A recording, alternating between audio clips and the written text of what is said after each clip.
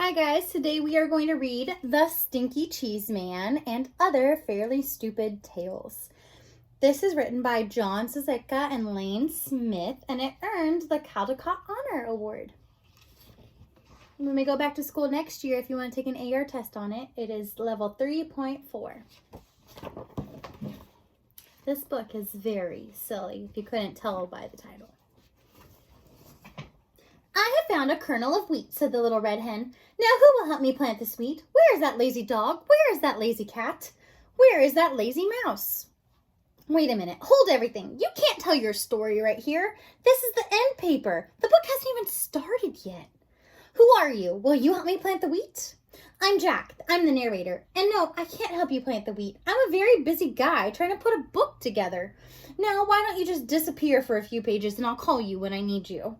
But who will help me tell my story? Who will help me draw a picture of the wheat? Who will help me spell the wheat? Listen, hen, forget the wheat. Here comes the title page. Title page for The Stinky Cheese Man and Other Fairly Stupid Tales. I know, this page is upside down. I meant to do that.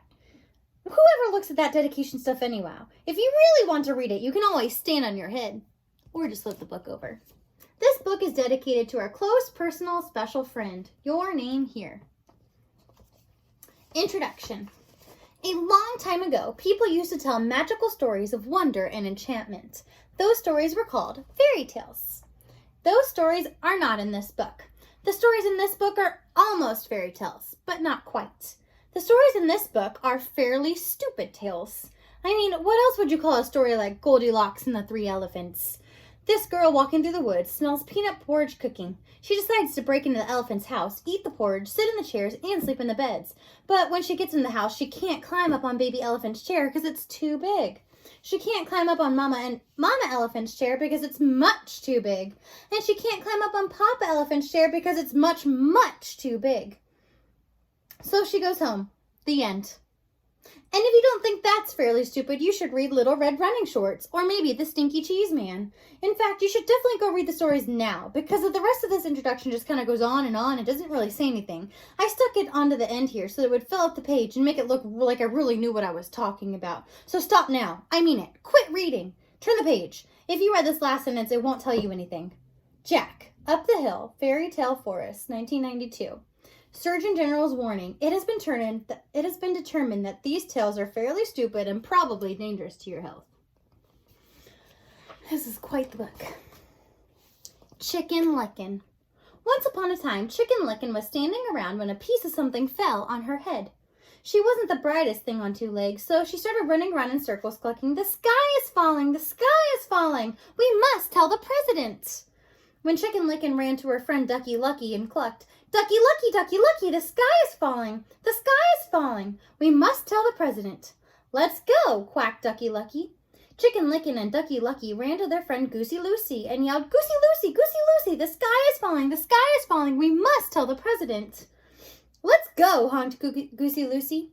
Chicken Lickin', Ducky Lucky, and Goosey Lucy ran to their friend Cocky Locky and yelled, "Cocky Locky, Cocky Locky, the sky is falling! The sky is falling! We must tell the president!" "Let's go!" crowed Cocky Locky.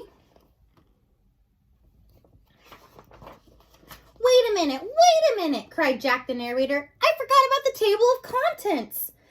I forgot the table of contents." "Hey, you're not in this story," said Chicken Lickin'. "I know," said Jack the narrator, "but I came to warn you. The table of contents is, the sky is falling, the sky is falling," clucked Chicken Lickin'. "We must go tell the president." So Chicken Lickin', Ducky Lucky, Goosey Lucy, and Cocky Locky ignored Jack the narrator and ran off to catch a plane to Washington. Just outside the airport, they met Foxy Loxy. "Foxy Loxy, Foxy Loxy, the sky is falling! The sky is falling! We must go tell the president!" yelled Chicken Lickin', Ducky Lucky, Goosey Lucy, and Cocky Locky. "Well, come with me," said Foxy Loxy. "I know a shortcut to the airports." Foxy Loxy led Chicken Lickin', Ducky Lucky, Goosey Lucy, and Cocky Locky to his cave. He didn't get to eat them, though, because Chicken Lickin' was almost right. The sky wasn't falling. The table of contents was. It fell and squashed everybody. The end. Table of contents. Chicken Lickin', The Princess and the Bowling Ball, The Really Ugly Duckling, The Other Frog Prince, Little Red Running Shorts, Jack Bean's Problem, Cinder Rumpelstiltskin, The Tortoise and the Hare, The Stinky Cheese Man, The Boy Who Cried Cow Patty.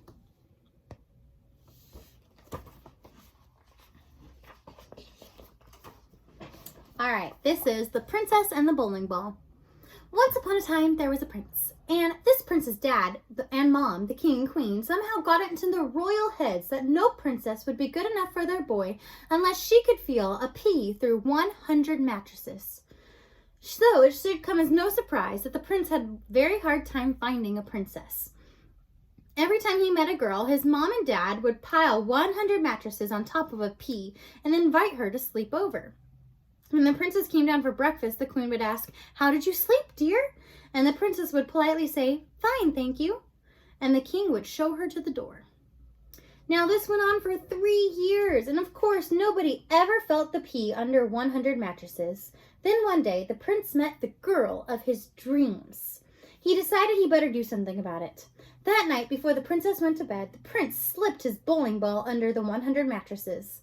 When the princess came down for breakfast the next morning, the queen asked, "How did you sleep, dear?"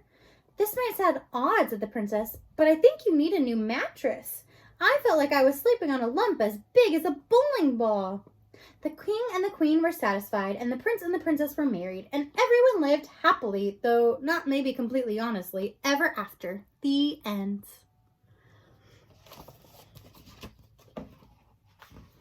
This is called The Really Ugly Duckling. Once upon a time, there was a mother duck and a father duck who had 7 baby ducklings. 6 of them were regular-looking ducklings. The 7th was a really ugly duckling. Everyone used to say, "What a nice-looking bunch of ducklings," all except that one. "Boy, he's really ugly." The really ugly duckling heard these people, but he didn't care. He knew that one day he would probably grow up to be a swan and be bigger and look better than anything in the pond. Probably not. Well, as it turned out, he was just a really ugly duckling, and he grew up to be a really ugly duck. The end. I told you this book is silly. This next one is called The Other Frog Prince. Once upon a time, there was a frog. One day, when he was sitting on his lily pad, he saw a beautiful princess sitting by the pond. He hopped in the water, swam over to her, and poked his head out of the weeds. "Pardon me, O beautiful princess," he said in his most sad and pathetic voice. "I wonder if you could help me." The princess was about to jump up and run, but she felt sorry for the frog with the sad and pathetic voice. So she asked, "What can I do to help you, little frog?" "Well," said the frog, "I'm not really a frog, but a handsome prince who was turned into a frog by the wicked witch's spell. And the spell can only be broken by the kiss of a beautiful princess." The princess thought about this for a second and then lifted the frog from the pond and kissed him. "I was just kidding," said the frog. He jumped back into the pond and the princess wiped the frog slime off her lips. The end.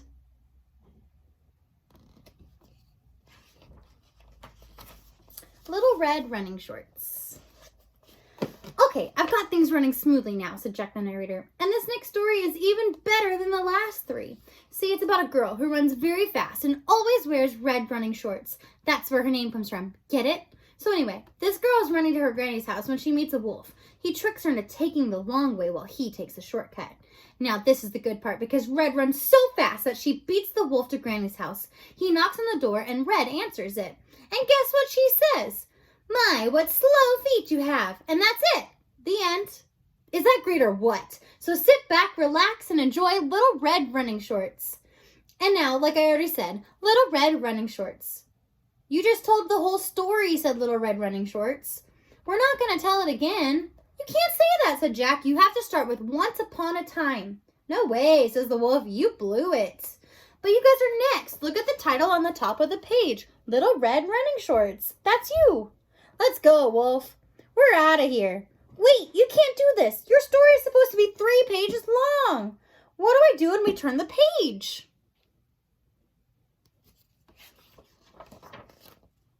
Just leave it blank. "I planted the wheat. I watered the wheat. I harvested the wheat. Now do I get to tell my story?" said the little red hen.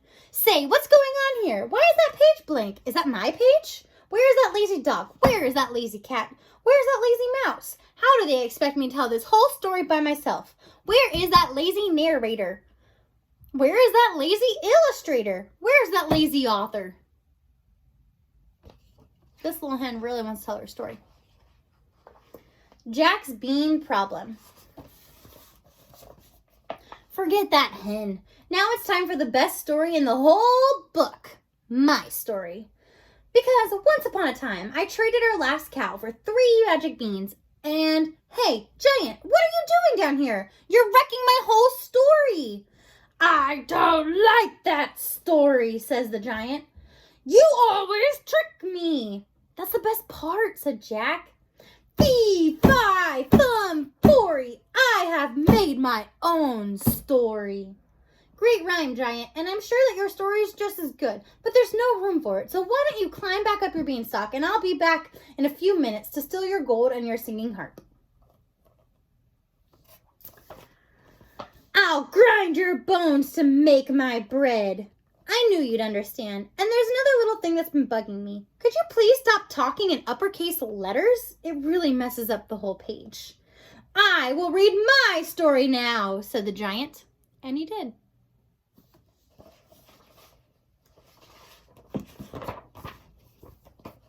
Giant story. The end of the evil stepmother said, I'll huff and snuff and give you 3 wishes. The beast changed into 7 dwarves happily ever after, for a spell had been cast by a wicked witch once upon a time. That's your story, said Jack. You've got to be kidding. That's not a fairly stupid tale. That's an incredibly stupid tale. That's an unbelievably stupid tale. That is the most stupid tale I ever... Ugh. The Giant grabbed Jack and dragged him onto the next page.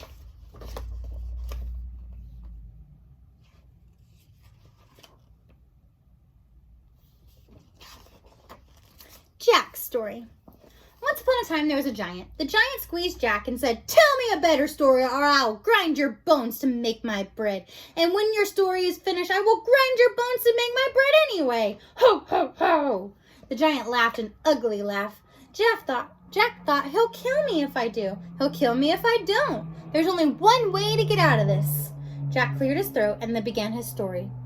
Once upon a time, there was a giant. The giant squeezed Jack and said, tell me a better story or I'll grind your bones to make my bread. And when your story is finished, I will grind your bones to make my bread anyway.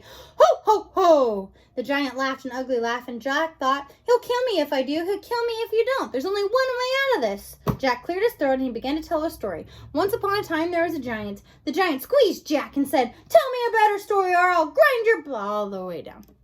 It's the same story again and again and again and again and again.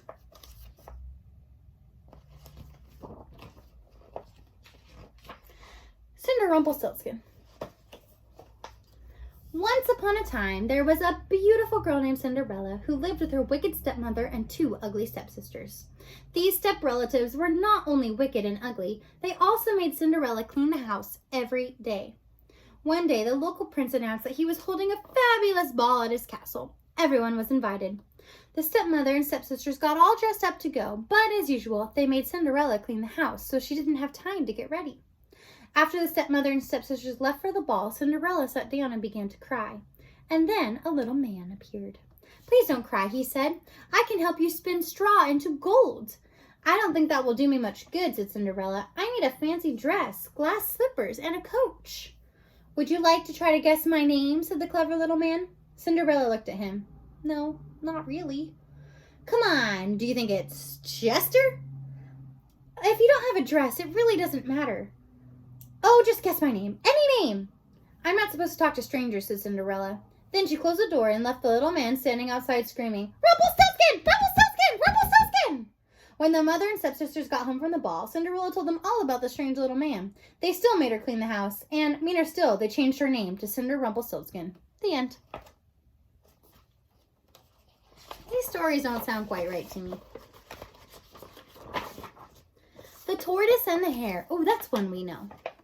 Once upon a time, there was a tortoise who was very slow, but very dependable. He would always get where he set out to go. It just took him a little bit longer than most people. One day, Rabbit saw Tortoise walking slowly but surely down the road and said, "Tortoise, you are so slow. I could probably grow hair faster than you run." "Oh, yeah?" said Tortoise slowly. "Yeah," said Rabbit. So they decided to race. On the day of the big race, Tortoise and Rabbit lined up at the starting line. Owl said, "On your mark, get set, grow." Tortoise started to run. Rabbit started to grow his hair. Tortoise ran, Rabbit grew his hair. Tortoise ran, Rabbit grew his hair. Tortoise ran, Rabbit grew his hair. Tortoise ran, Rabbit grew his hair. Tortoise ran, Rabbit grew his hair. Tortoise ran, Rabbit grew his hair. Tortoise is still running. Rabbit is still growing. The end.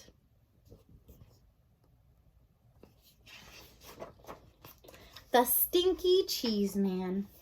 Once upon a time, there was a little old woman and a little old man who lived together in a little old house. They were lonely, so the little old lady decided to make a man out of stinky cheese. Isn't it supposed to be a gingerbread man? Not stinky cheese. Anyway, she gave him a piece of bacon for a mouth and 2 olives for eyes and put him in the oven to cook.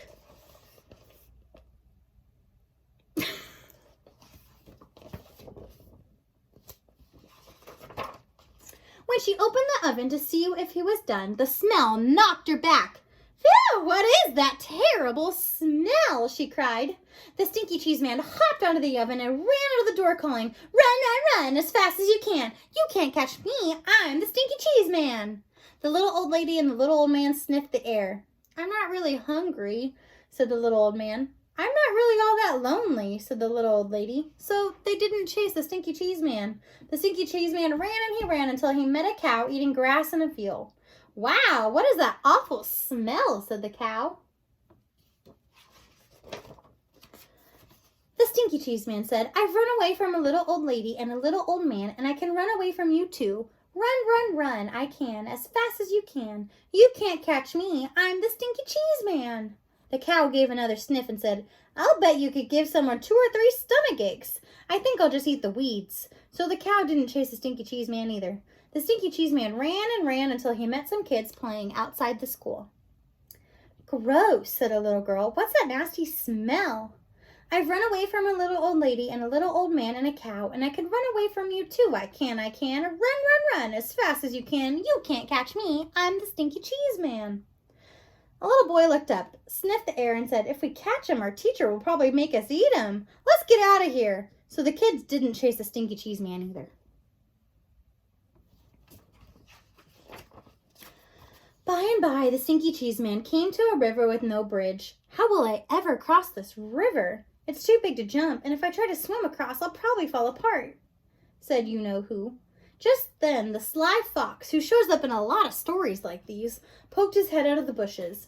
"Why, just hop on my back and I'll carry you across, Stinky Cheese Man." "How do I know you won't eat me?" "Trust me," said the fox. So the Stinky Cheese Man hopped onto the fox's back. The fox swam to the middle of the river and said, "Oh man, what is that funky smell?" The fox coughed, gagged, and sneezed, and the Stinky Cheese Man flew off his back and into the river, where he fell apart. The end. Shh, be very quiet. I moved the end paper up here so the giant would think the book is over. The big lug is finally asleep. Now I can just sneak out of here. Just turn the page very quietly, and that will be the... "I found the wheat, I planted the wheat, I grew the wheat, I harvested the wheat, I ground the wheat, I made the dough, I baked the bread," said the little hen. "And did anyone help me? Did anyone save space for my story?" "So now," said the little red hen, "who thinks they're going to help me eat the bread?" "Bread," said the giant. "Eat," said the giant. The end. What is this doing here? This is ugly. Who is this ISBN guy? Who will buy this book anyway? Over 50 pages of nonsense, and I'm only in 3 of them. Blah, blah, blah, blah, blah, blah, blah, blah, blah, blah, blah, blah, blah, blah, blah. The end.